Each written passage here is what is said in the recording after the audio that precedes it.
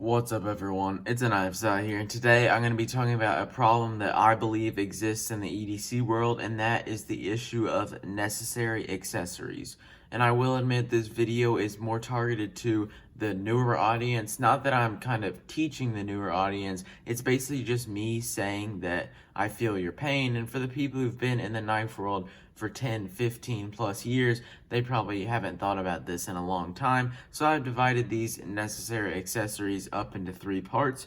And the first part is maintenance, the second part is sharpening, and then the last part is not as big, it is add-ons, and that's usually for specific knives. So let's start out with maintenance. So for the first one, things that I think that people need that is a little bit of an issue is a set of nice screwdrivers. You can either get ones like this, these Weehaw drivers. I actually really like these, and these are the main ones that I use, but probably all 3 of them, the T6, T8, and T10, probably costed me about I want to say $30. I got the T10 free with a little package that was included with this squid trainer here.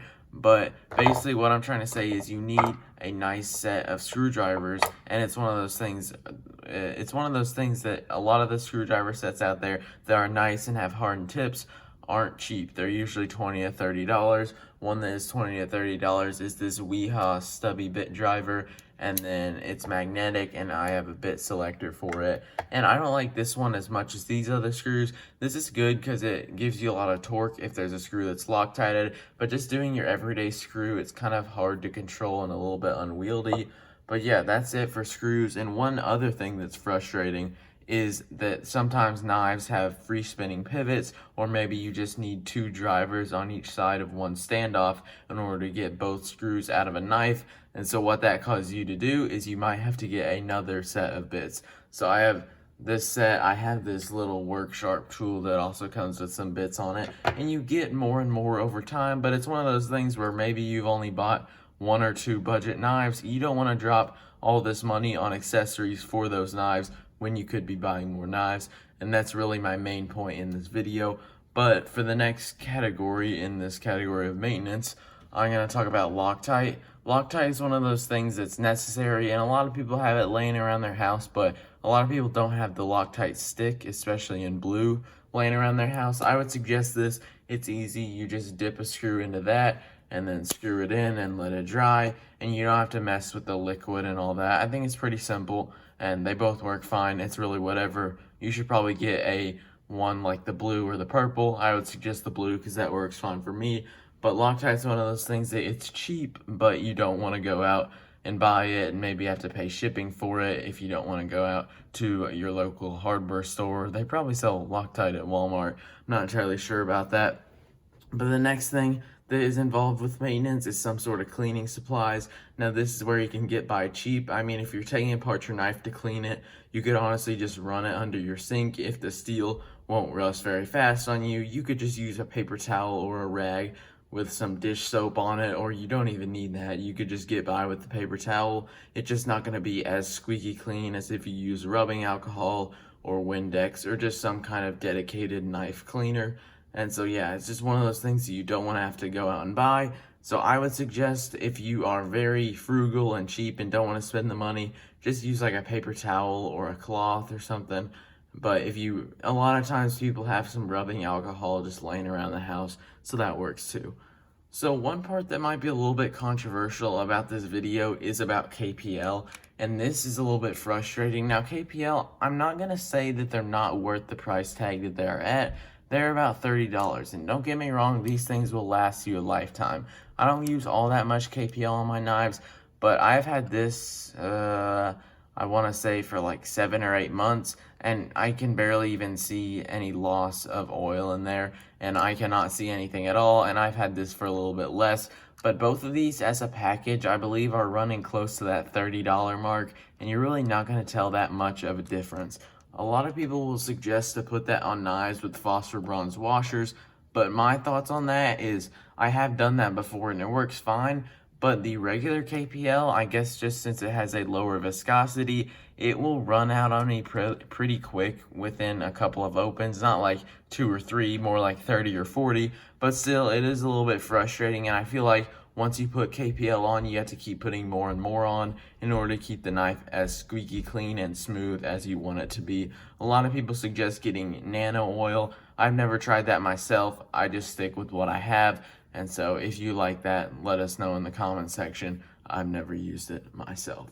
So a lot of people suggest getting a multi-tool. I mainly would just need one for the pliers on it, because there have been times, for example on this knife, when I did this RIT die job on it, I took off this one screw, and then once I would turn the other screw on this side, it would just spin the stand off, so I would have to have the pliers and grip the stand off and then loosen up that screw on there, and that worked fine. But you could also have two T6 drivers. You know, you'd have to buy another set of Torx bits, and that's the problem, and spin them both at the same time, and then you get that loosen up. But basically what I'm trying to say is it's frustrating when you're getting into the knife hobby and when you buy a knife and then you have to buy nice screws and all these things to just basically be able to maintain it, when you're always kind of thinking to yourself, well, I shouldn't have to do these things, but you know, it's just a part of the hobby, I guess. So, oh, and one more thing I want to say is about these screwdrivers. Even though you always hear people say get nice screwdrivers, you do not want to get cheap drivers, and I can speak from experience because this PM2, I had cheap Torx drivers that I got for under $10 on Amazon, and if you look at this pivot, if that's focused there, it's stripped out pretty bad. I believe this pivot might be a little stripped too. And look, there's like a line here. I don't know if that's focusing on the camera because I can't really see it all that well, but that's where I was screwing with one of my cheap Torx drivers, and I was just using so much force and it couldn't take it that it just slipped right out and scratched up my G10 really bad. And so that is frustrating. And so if you have cheap tools, it will end up damaging your knife more in the future. And so, because to get all new sets of hardware and all that, and I'd probably want to do other mods to it, it's probably going to cost me $30 or $40 in the future, and so that would just be the price of having nice Torx bits. So even though it is frustrating to have to buy this, it might be helpful to you in the future. So next thing, it's just little things. A lot of people suggest having a microfiber cloth. I have a couple laying around here, one that I use to just clean a knife up if I'm about to ship it out to somebody, because I don't want it to have fingerprints or watermarks all over it. I have one microfiber cloth that is kind of just a really dirty one. It's a Civivi cloth, and it's pretty disgusting. It's got grease all over it. It's got Loctite on it, EDCI formula on it. I think it's actually got a little bit of blood on it, which is really gross. But yeah, I just have that cloth that I clean all my dirty knives out with, and it works fine. You don't need it. Once again, you could just get by with the paper towel.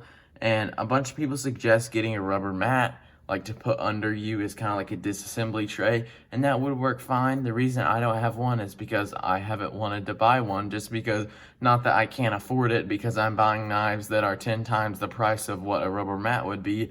I just don't really want to go out and spend the money, and so I haven't bought one.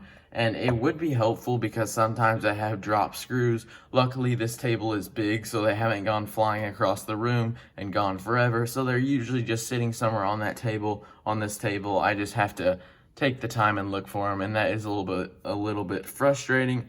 But another thing that I think that you need, if you own tool steels, which the chances are, if you are getting into new knives, you're probably buying some budget knives, aka getting some of that nice old D2. So you need EDCI formula. You don't necessarily need it if you carry your knife and really pay attention to it a lot.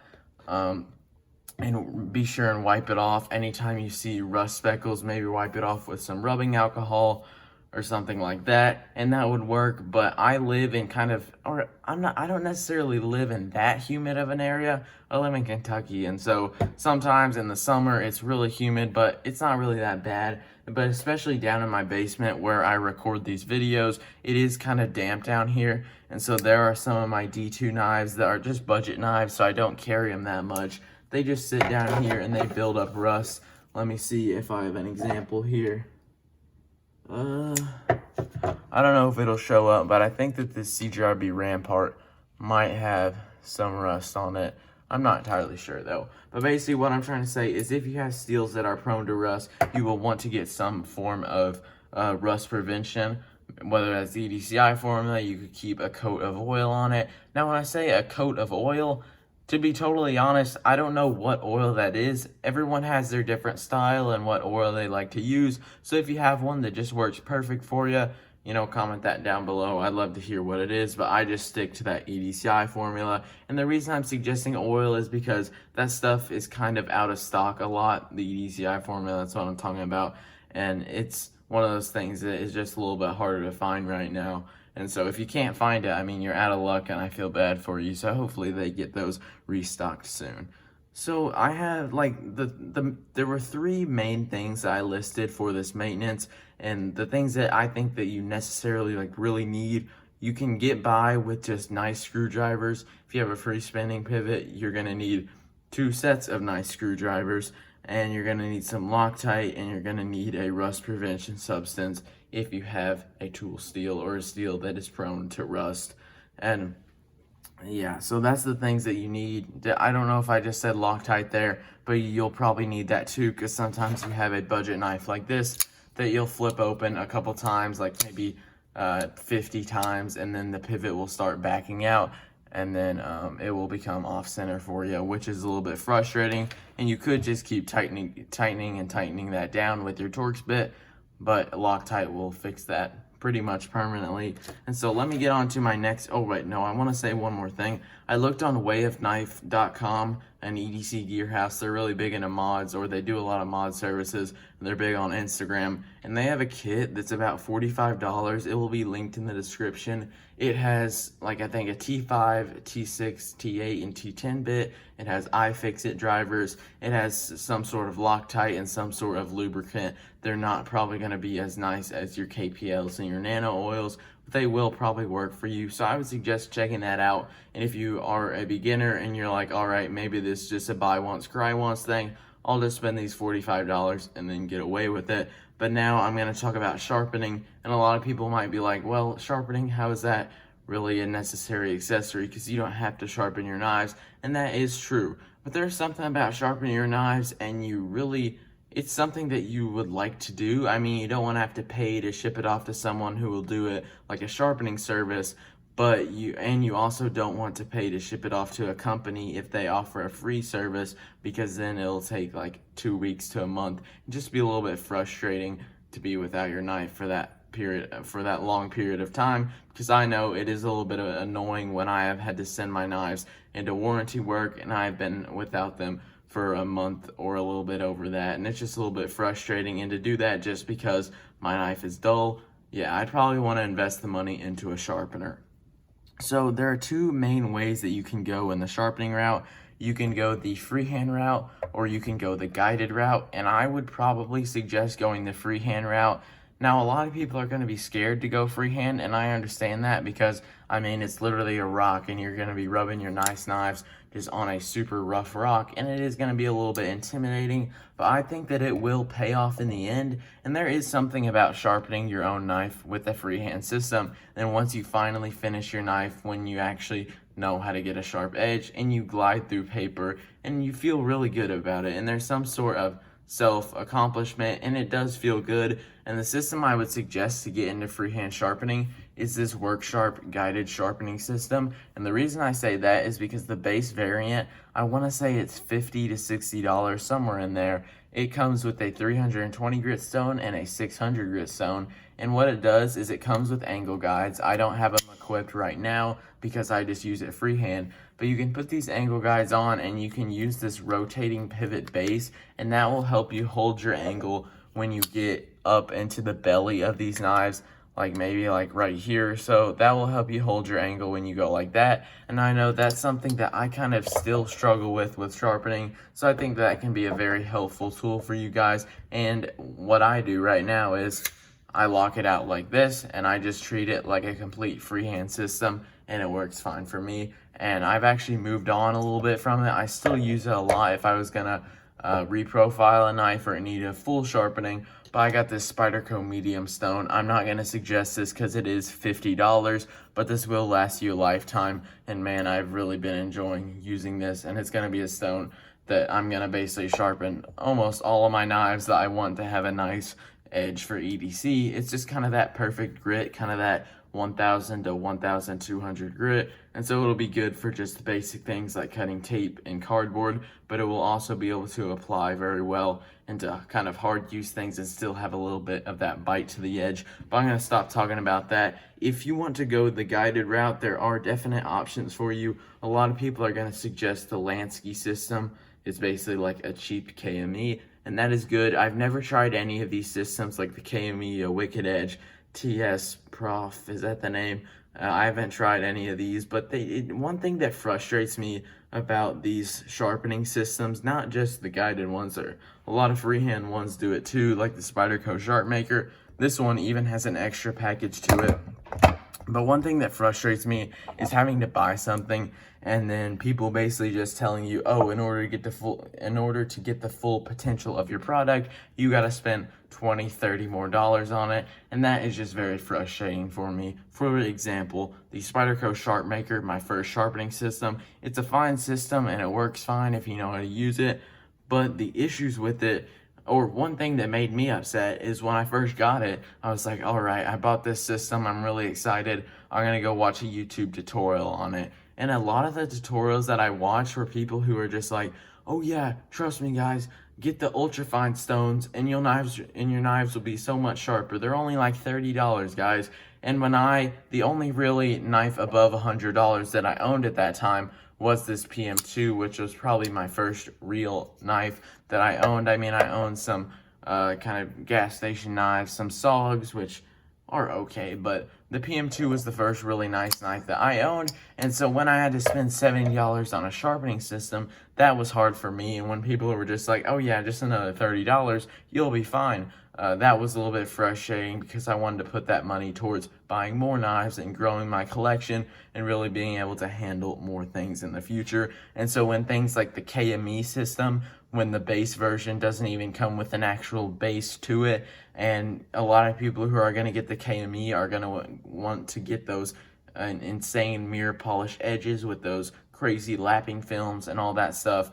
It's just, you're going to end up having to pay extra money, and probably once you get everything you can, the cheapest price that you'll get for the KME, I would guess, is around $250 to $300, because I was looking in the I kind of just joined Facebook, probably going to regret it in the future because Facebook's just dumb for the knife community. But anyway, I'm not going to talk about it in this video. But I was on the Spyderco group, I don't know, it's the Millie PM2 club or something, and someone asked, do I have to spend $300 to $400 on a sharpener, or are there any better options for me? And because they were showing pictures of the Wicked Edges and the KMEs with all the upgraded systems, and a lot of people were saying, nope, that's what you have to pay in order to get a nice sharpener. And they were right, you do get what you pay for, but freehand sharpening, it is more about skill and less about stones, and that's what I love about it, because I have like a $5 Harbor Freight stone, I could get a decent working edge on that. No, I'm not going to get a hair whittling, mirror polish, cutting through phone book paper edge on it, but I'm going to get a decent edge that I really enjoy using, and it's going to be fine for all the everyday things that I need it for. Also, if I get a strop, which I'll talk about soon, that will be very good for me. And so a lot of people think that, oh, the more money I spend, the sharper my knife is going to get. That may be the case because the system might be a fixed angled system like a KME or Wicked Edge where it holds the exact right angle the whole time, but that's not going to necessarily be like, oh, you spend $20 on a sharpener, you're not even going to get to sharpen your knife. You spend $400, you'll have the best edge ever. It's not like that. You could spend probably $20 to $30 and get a very good edge, because freehand sharpening is more about skill and less about stones, which is what I love about it. So I have talked a lot here, but I'm enjoying making this video, so I'm going to keep going on. The strop that I recommend that you need if you are getting into, or I would suggest that everyone would need a strop. You don't necessarily need it, but it is extremely helpful for you. And a lot of my knives here, I have just maintained with a strop for months. You know, I go a couple days of pretty hard cutting and I can just strop it back. If you are a regular and you dull your knives pretty fast, I would suggest to test your strop. It's kind of a fun thing to do. Just see how long you can go without stropping your knife, and then move on from there. And if you can't strop it up, you'll have to hit on your stone. But anyway, the strop I would suggest for a beginner is the Knives Plus Strop Block. This is the strop that I use, and I have multiple strops, but I really like it because this leather here is nice and soft. It already has this green compound embedded, which is kind of like a 1 micron finishing compound almost. I have made a strop here, but I use the Knives Plus Strop Block over this, and that's mostly because this compound is kind of fine. But you also could make a DIY strop, and I would suggest that, but what you'll need with a DIY strop is some stropping compound. And yes, you can always go to like Home Depot or Lowe's and get some $5 green and white compound, and those will serve you fine. But you're going to be tempted to get these nice like 1 micron, 0.5 micron compounds that are going to be a little bit more expensive. And so this compound that I have on here is a 0.25 micron diamond paste, which in my opinion is way too low of a micron, or not way too low. It's just a little bit unnecessary for the things I need my knives to do, and that costed me about $30 at the end with shipping, so it wasn't really worth it. I saved up the money, and I was happy to do it, but it's still one of those things, if you're trying to find the best bang for your buck, I wouldn't suggest it for you. So some other things that you kind of might need with sharpening: if you're just going to buy one random stone, you'll need a stone holder or a bridge. I don't own one because a lot of times I just put a rag on the end of my table, and that will keep my stone from moving. But a lot of people will want a stone holder. That is about $10 to $20, not entirely sure. But also a honing rod helps, because sometimes you can't strop your knife back to what you want it to be, and you'll hit it on a honing rod and then strop it, and that will actually help you a lot. And one thing that also adds expenses if you get things like a whetstone is stone maintenance. You might have to flatten it or clean it, and a lot of people might suggest to get a flattening stone. Those are kind of pricey, and I would suggest sticking with, maybe you'll just have some newspaper that you flatten your stone with, and that'll probably work fine. It won't be as good, but it will no doubt still work. And so I haven't bought a flattening stone because I only have one whetstone, and I don't really use it all that much, so it's not that big of a deal to me, and it was a budget work sharp whetstone, so the flattening stone honestly probably cost more than that. But to finish it up with the sharpening category, people will suggest having a Sharpie. A lot of times people have that laying around their house. I use this to mark my bevels and then know that I'm holding the right angle when using it freehand. Also, people will say you have a magnification tool like a jeweler's loupe or something. I don't use one because I just hold it up to light and look at the scratch pattern through that, but you very well could too. I just haven't really got one. Probably will in the future, just not right now. And so that's going to do it for the sharpening part. In order to sharpen your own knives, I guess the main things that you need is a main system, which is pretty much everything, and you will also need a strop, depending on what the main system includes. And a lot of people think that you can just get by without a strop. I mean, you can, but I wouldn't suggest it, and a strop works great, and it will be very good for you guys when you use it. And so for the last part, it is almost necessary add-ons, and this is for specific knives. And this, when it comes to mine, it's knives like the Spyderco Para 3, Spyderco Brower, was that one of them? Basically just knives that have bad pocket clip carry positions, and so you'll end up having to get on the aftermarket and buy something like a Lynch clip. Now the PM2 does not need a Lynch clip. I really don't have any idea why I got this, but it works fine. And just keep in mind that it is frustrating when you're like, oh, maybe I want to get a Para 3.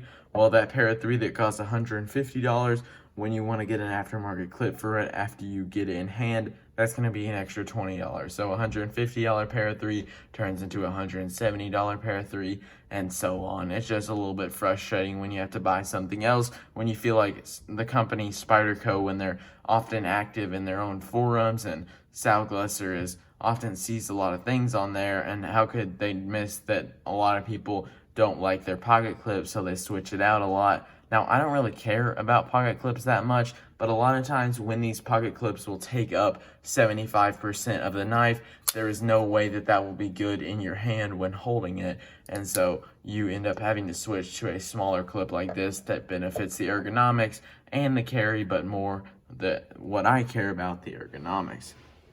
So also some people will get thumb studs on their knives. That's not all that necessary for me, but a lot of people will get aftermarket back spacers for things like the Benchmade bailout that has that glass breaker. A lot of people don't like that. I wouldn't like that either, and so that could also add money. And the last thing that frustrates me is having to do mods out of the box, whether that's sanding down sharp edges, creating lock bar access, maybe cutting out a sharpening choil. It's just a little bit frustrating, and you will have to buy the tools necessary to do that. And for me, if I buy a knife that's like, I don't know, over $200, I want to expect that it's going to be not perfect, because no knife can really be perfect for everyone, but not have any flaws where I will have to make significant improvements to it right out of the box. So sorry for the long video here. I hope that a lot of you guys stay tuned to the end. I didn't mean for it to go that long, but I was kind of happy. I feel like I got to say everything that I wanted to say. And so I guess since the only people still here are probably the loyal watchers, but we just hit 600 subscribers, so thank you to everyone who has subscribed. I actually got a new knife, and it's on the way. It's the Spyderco Sage 5 Lightweight, and I'm really excited to try that one out because it'll be cool to battle between the Para 3 Lightweight, and it looks like a knife that, for me liking the Native, I will really like. I'm also kind of probably going to get another Native 5 Lightweight. I just really haven't wanted to get one yet because I'm still kind of looking for my own knife, but hopefully it'll turn up soon. I'm still being hopeful about it, but thanks for watching. Don't forget to like and subscribe, and I'll see you guys in the next one.